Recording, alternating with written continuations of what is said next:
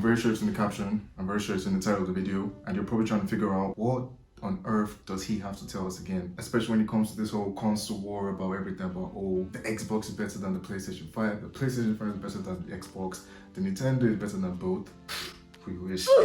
But the whole idea is, I think I can come with a different perspective based on, basically I've only had Sony consoles for my entire life, and this is probably like the very first time I'm ever actually buying an Xbox console.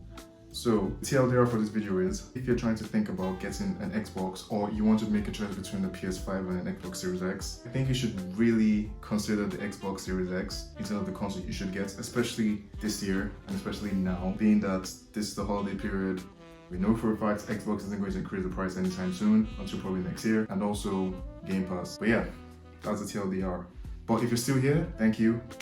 And yeah, let's cut straight to it. Let's cut to the chase. So ever since I was, 5, 6, I've owned every single iteration of the PlayStation console. We're talking about the PlayStation 1, the PlayStation 2, PS3, the PSP, PS Vita, PS Go, PS4, PlayStation 4 Pro Slim, PlayStation 4 Slim. You get what I mean? So this is actually the very first time ever buying an Xbox console in the first place. And to cut the long story short, I've had a glorious time on my Xbox Series X because, yeah, apart from the fact that it is the next generation or current generation, it's a glorious console to actually play with, and it's a glorious console that anyone should actually get. And even if you're even considering coming into the Xbox ecosystem, I still think the Series S also makes a very good impression on people, especially with the low price range and just easier entry into the actual Xbox ecosystem. I'm just going to cut the chase of the things as a Sony fan and as a Sony boy and as a Sony pony, what I actually really enjoy with the Xbox Series X and why you should get it as well. So first things first is, I'm not gonna lie, the whole slim, matte, black, fridge looking console that looks like a bloody bazooka or whatever you want to call it.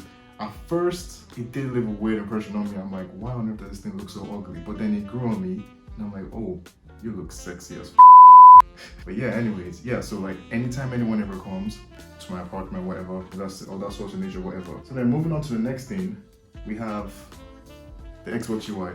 And I'll be real, right? Coming from the PlayStation 4, it did take me a while for me to get into the whole Xbox ecosystem. Yeah, I get that I have used a Windows system, I have used a Windows laptop or whatever, and similarly, the Xbox UI is essentially the Windows UI to a degree, but at the same time, I think it was confusing at first, I'm not gonna lie.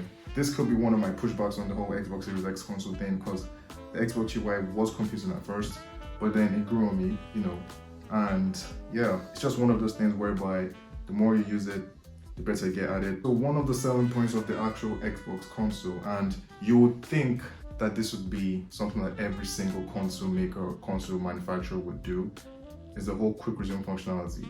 Like, I can't remember the time when I would play a game, get tired, pause, then think, okay, fine, let me switch games, have to walk over to the actual console, take the CD out, put another CD in, and play another game with a long loading time. You would think that that's something that every single console manufacturer could do, but obviously it's not as easy as it seems. But the whole Xbox system and the whole Xbox ecosystem, they make it look so easy, because literally you could just click of your Xbox home button, move straight onto the console. So essentially, Quick Resume is a feature whereby you as a player can put a number of your games that you've been playing on suspense, or you could suspend them, and then move on to another game.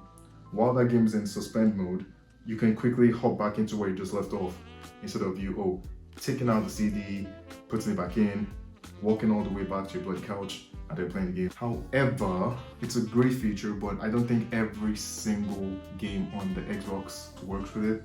So I have gotten to the point where by putting like maybe 15 hours into a game and then maybe I just save, and then thinking that, oh yeah, Quick Resume will sort me out, you know, it doesn't. So you do have to research on a couple of things whereby in regards to you using the Quick Resume feature and just ensuring that everything just works out well, and just ensuring that, yeah, you use Quick Resume, you stop playing your game. Hopefully the game works with Quick Resume so you can just hop back in where you left off. If not, sorry. The biggest selling point of the Xbox ecosystem, and I'm very sure you've seen all the marketing campaigns and everything from your windows that will pay $1 for this particular subscription feature and where you have not. But we have to face the fact that every single tech company wants to fall into the subscription market, whereby hey, pay this amount and you have access to whatever you need access to from our services, right? And there's no doubt that if there's anything you're going to take from this particular video, repeat after me. If there is anything you're going to take from this particular video, is Xbox Game Pass. At first I thought this obviously can't be good for the whole industry in regards to, I thought companies relied on the $60 price mark, or right now if you're a PlayStation, $70 price mark to make a profit. Well, in the past, yeah, that was true, but then now you're thinking of, oh, the different microtransactions and different monetization systems within games whereby people already pay more than the $70 or the £70 or whatever without really thinking of it. So me having the access to a system whereby for just £10 a month, I get as many games as I want. Well, not as many games, but all the games that are accessible on the feature itself. It's a game changer, and like I said, repeat after me everyone. If there's anything you're going to take from this video, it's Xbox Game Pass. I can't even begin to fathom the number of games I've played that I never would have played if I didn't have the Xbox Game Pass. Like Ori and the Will of the Wisps. Like, I'm not a Metroidvania person. The first Metroid game I played was surprisingly Metroid Dread.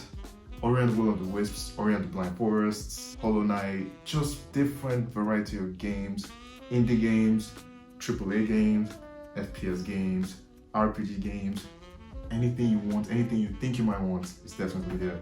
So yeah, to finish this whole video up and to just tie the knots on this whole video, I don't care if you're a Sony pony, or you're a Nintendo, or you're an Xbox. The Xbox is a great console to invest in, especially if you're thinking about, oh, when the cost of living crisis, gas prices are going up, if you're responsible for paying your bills, you having a system that's quite easy to get into and a system that's that cheap, I really believe you should consider getting into the Xbox ecosystem. At least get the Series S, and then if you like the Series S, then you can start off and like, oh, you know what? Yeah, I can get the Series X. Or if you already have a PC, you don't even need the Series X or Series S. Just get Game Pass Ultimate and you're good to go for the rest of the whole year.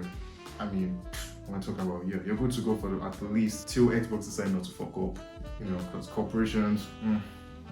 Anyways, yeah, so thank you guys for watching the video. Make sure you comment, subscribe, click the like button, follow me on Instagram. You know, I would love to hear anything that everyone has to say about this particular video or just about gaming in general. Leave in the comment section down below, what is your favorite game of all time? Like, I just want to know. Yeah, so that's just it. Thank you for watching the video.